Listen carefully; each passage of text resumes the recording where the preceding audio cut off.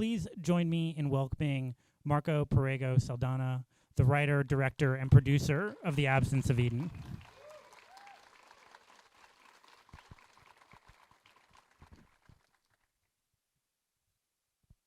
Thank you for joining us tonight, Marco. Thank you. So before we came out, we were actually chatting a little bit about the origin of the film, and you were telling me about how it sort of started with a project that you were working on in your work as a fine artist. I was wondering if you could talk about that genesis story. In 2015, I started a sculpture for this museum. It was they died 714 children go for Syria to Italy. And during that year, I collected 714 pair of shoes of children and full of concrete. And that was part of the Rennie Museum collection in Vancouver. And I'm an immigrant, and I start to reflect into using a different tools outside the art, the fine art. And I look into cinema because I'm really, really, really in love with cinema. I'm watching one movie a day. And what happened, I tried to see if there was a possibility to do portrait about humanity in a very different way. And that's why I start to write in with my partner Rick, Absence of Eden. And that's all generated by this sculpture I did in 2015 about these kids. They lost their life when they jump in the unknown to go from Syria to Italy. From that inspiration, how did you land on a story set on the US-Mexico border? I think everything need to be very honest. And if you think about my family, I'm an immigrant. My wife is a first-time generation Latina. We have 3 boys. 2 they look like my wife and 1 look like me. And why I say that is we spend our mission, our life is really spend a lot of time try to have conversation about humanity. Zoe and I, we spend a lot of time in the border. And after the part of this piece of immigration about between Syria to Italy, I said, okay, we need to make this conversation global. And of course, the idea was very impactful for me, the experience at the border. Rick and I, we spent over 3-4 years to research into writing this film.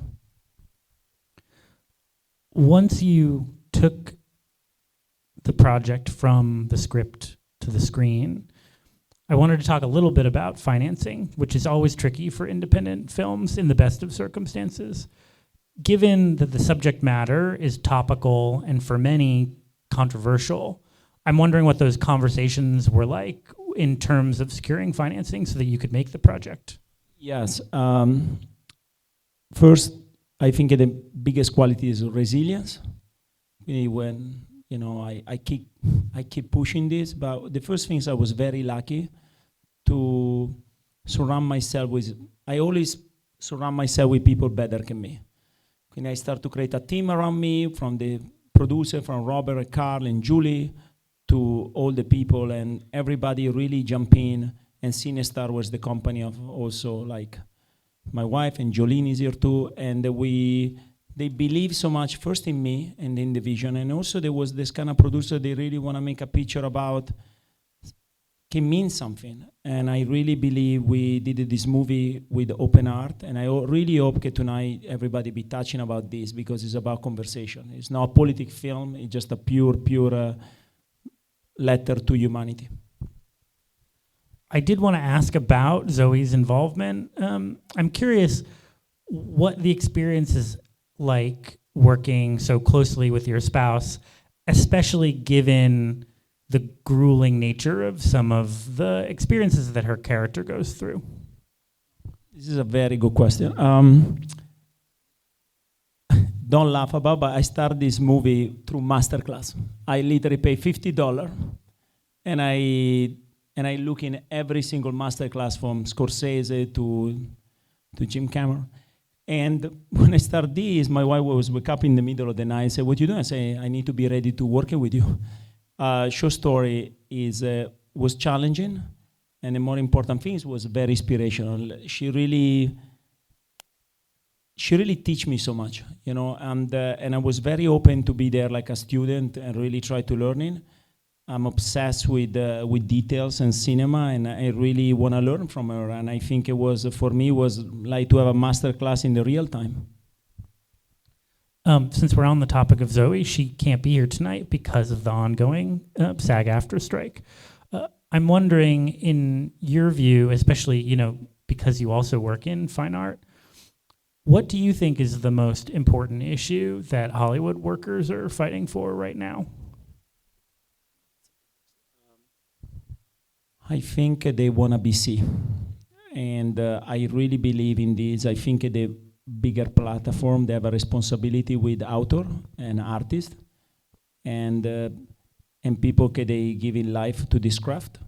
And I think there is a responsibility by these big platform and studios to really looking into these artists, no mean how big or small you are. I think everybody decide to do this job is a big adventure, is a risk. Okay, they take it. And to be that sense of integrity, you need to be sure that people are really looking into that. One of the things that struck me when I watched the film is the level of almost hyper-realism that you bring to both the Border Patrol officers and to the experience of Zoe's character immigrating across the border. What kind of research or preparation did you and your writing partner do to sort of get those details right? There is, first, Zoe and I, we went so many times in the border with this very close friend of us. She have this amazing group is called It's About Humanity. And we spend a lot of time at the border. And that was the key to really searching every details about this. Actually, we really try to make a love story, to make people watching and care about the character. And we was very, very touched about the experience there and all the kids that was there. And what about while shooting? Did you have anyone in the production as a consultant to help you get details right about costumes or actions or, you know, sets? Yeah, we have details people there, but example, the costume was, you will see the film, but you know, the film is making 3 color. It's red, blue, and white, with the idea of course, you know, freedom. What I'm an immigrant. When I jump here with unknown in a very different condition, but I spend a lot of time when I grow up in a subway, in a very different way. For me, the idea was I respect so much an immigrant in the way when he decide to jump in the unknown and have the brave to try to find something better of the place he left. This film is really about the courage of all these people. And there is images here that represent almost like a Goya painting. It was the idea, I remember that night when we were shooting that, a lot of these people was an immigrants, and they was telling us, I feel very beautiful here. And for me, it's about the dignity and about humanity. It's really not, again, I want to repeat this, it's not a political thing, it's just about how 1 second us like a humanity in 2023, we don't stop and we just look in each other and we just understand we can do a better job to be human in this world, a little bit better. Thank you. I wanted to ask about the involvement of a couple other names from the credits that struck me. I'm curious how Garrett Hedlund got involved as sort of Zoe's counterpart across the border. Did he audition?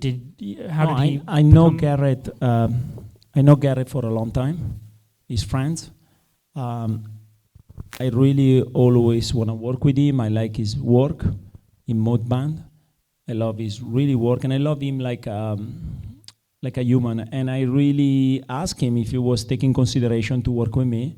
You know, for an actor, when you want to work for a first-time director, it's a risk. It's like a jump in the unknown. And I felt very lucky that Garrett said yes, and Adria. And the other name that folks might recognize from the credits is a man named Martin Scorsese, who came on board as an executive producer. Tell the story about how that happened and what that experience was like. Okay, I visualize a lot, guys. I spend 1 hour a day, every day, to visualize. This is a true story. You can ask anybody, know me. And when I started a masterclass with $50, my first class was Martin Scorsese. Quindi, in the end of the film, when I finish the film, I want to show this film to some people in the team of myself and my wife, and they also working with Martin. They showed the film to him, and he say, I really want to be involved. He actually gave me the opportunity to work with an editor called Thelma Shoesmaker. That was a real masterclass. During COVID, I spent 4 months, 5 months with her. She's an incredible inspiration to me. And I growing so much about this, and I feel very, very lucky. But the truth is, I visualize that, and I really feel very blessed about this. It was a dream come true for me. And I don't have words about this because literally the $50 really pay off. Please do masterclass. Yeah, you definitely got the best bang for your masterclass buck Yes, of probably I any really- user ever. I just want to be honest. I'm a big sponsor for that. I need to be honest. I hope next year they sponsor this festival.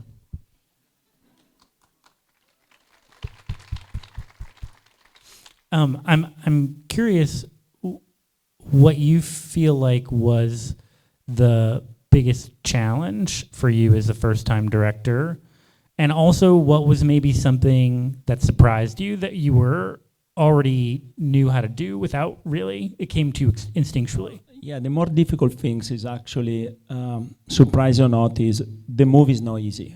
Quindi I want to say thanks to, really honest to Greg for the festival che ha set a film like our film to me and everybody here, part of this group.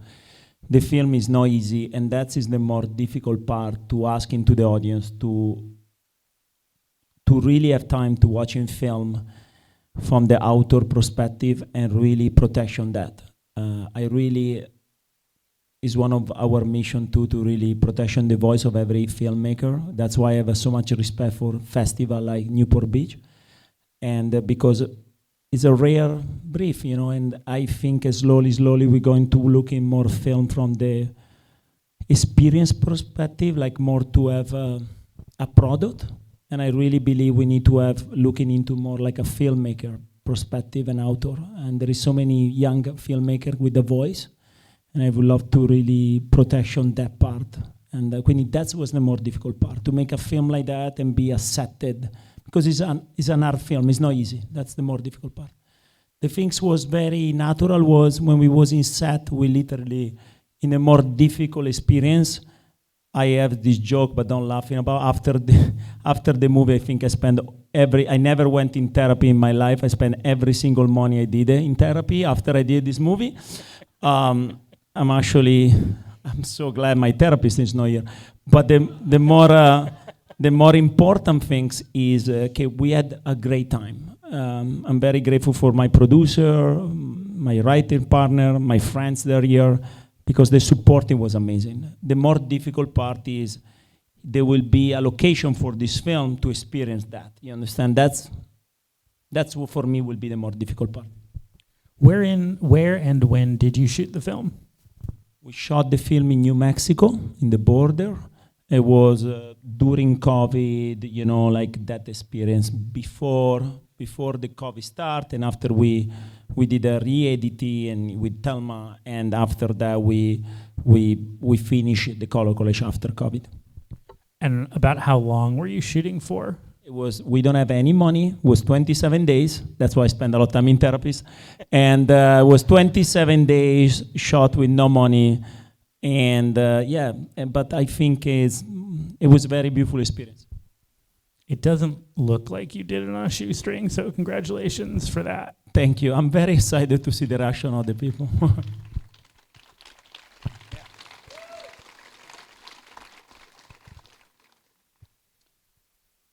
You mentioned that Masterclass was sort of your starting point. I'm wondering if there were any particular films or filmmakers that were important to you in your life and also specifically on this project. Yes, I have.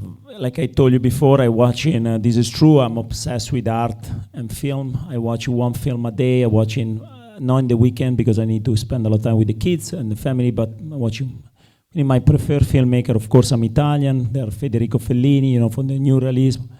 That's why you see a lot abstract part of the film. And of course, there is incredible filmmaker right now, There's a language we was try to look in, actually more like a Cormac language, me and Rick, we was try to find it.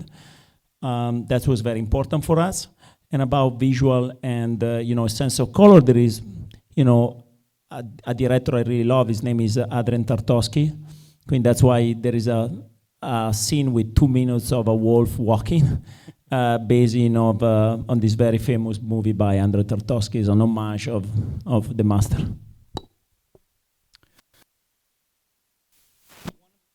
One of the things that I think is part of learning the process of directing is working with actors, and you have an in because you're married to one.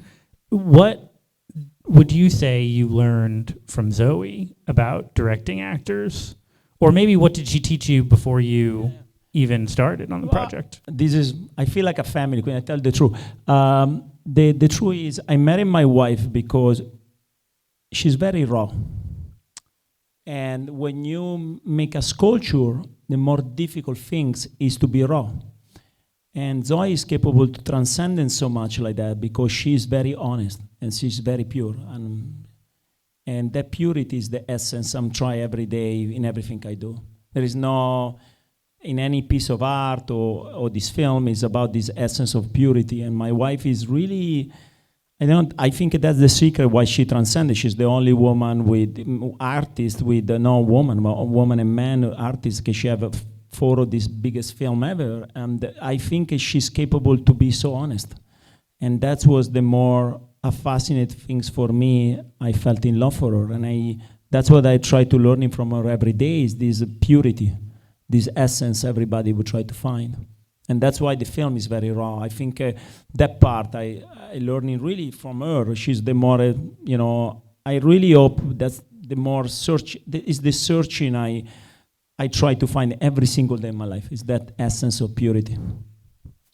That rawness that you're talking about really does come through in the film potently. Thank you. This is the best compliment. I want to be honest. That's really the best compliment. I wanted to ask, though, being steeped in difficult subject matter all day, every day, what did you do at the end of the day shooting, besides therapy, to sort of step back from the difficult subject matter that you were working in and make sure that you sort of were able to clear your head and have, space to operate? Well, this is a good question. The truth is, every night I was thinking about how I can make it the next day, because really, we was done in 27 days. We don't have time for doing some shot you see here is maybe making 1 take, because we don't have a time and space for that. The truth is, when the movie was finished, or the preparation of that was more the time when I reflected of if I was very capable to, I question myself a lot, if I was capable to pull off a real portrait of the human condition of right now. And there is a dialogue in the film I hope you can observe against the glasses. And that's what I really believe represent where we are right now. And that was the question I was asking myself more in the editing room, because one of these masterclass say, the movie you shoot is not the movie you editing. And I learning that, trust me, really learning that. I have an idea, and when we went to the editing room, we changed completely the entire idea. And the honesty about that is the more lucky part I had producer around me, Rob, Carl, Julie, Jolene, Cici, Marielle, and they give me patience, and they really stuck with me in the vision, and that was the more important things for me, because I was not finding this true. I was not finding, and that was the more difficult things for me. I know you're still in the process of showing this film to people, but do you now have a taste for it? Like, you want to make another? And do you have a sort of a next thing that you're thinking of? Quindi I'm going to do an art project very important until May, end of May next year. I'm doing Richie's here in Ivalo. And after that, I'm going to, I just finished my new skit with Rick, and I hope we're going to shoot it next year. And again, it's a very art subject, art subject things about humanity, but that's what I like to explore with Rick. I want to show these folks the film, but before I do, one last question. Having seen it, I think I know the answer to it, but I'm going to ask it anyway.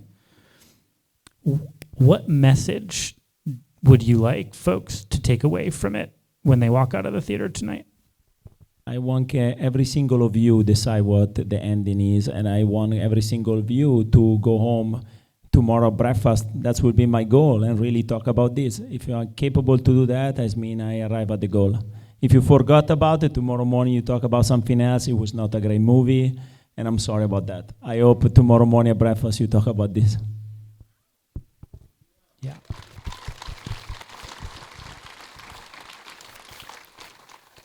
Marco Prigo Saldana, congratulations on the film. Thank you very much for being here. Enjoy the show, everybody. Thank you.